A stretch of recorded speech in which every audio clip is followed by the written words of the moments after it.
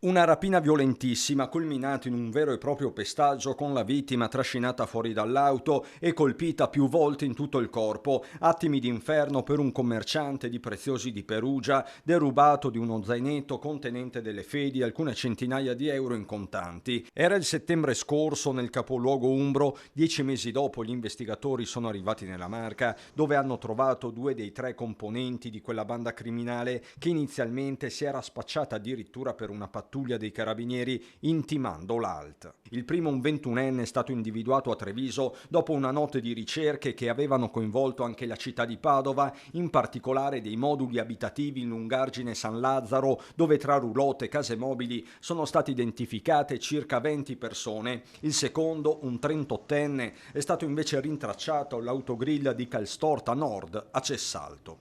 Sappiamo che il nostro tratto autostradale è un viatico verso la via dei Balcani e questo ci espone a una criminalità anche in itinere, ma questo arresto ci dà la consapevolezza che il nostro territorio è oggetto di vaglio e di attenta azione della procura e della polizia e di tutte le altre forze dell'ordine. Entrambi, sia il 21enne che il 38enne, sono stati condotti nel carcere di Santa Bona con la squadra mobile di Perugia supportata dai colleghi di Verona e Padova che hanno applicato un'ordinanza di custodia cautelare emessa dal GIP. Un terzo complice è stato braccato a Pavia. Cruciali le immagini della videosorveglianza, i tracciati GPS e i nuovi sistemi di riconoscimento facciale. Tutti e tre hanno alle spalle diversi precedenti. Al momento però non ci sarebbero relazioni con i colpi più recenti avvenuti nella Marca, come in gioielleria San Giacomo di Veglia nel territorio di Vittorio Veneto e a Casale sul Sile nelle scorse settimane.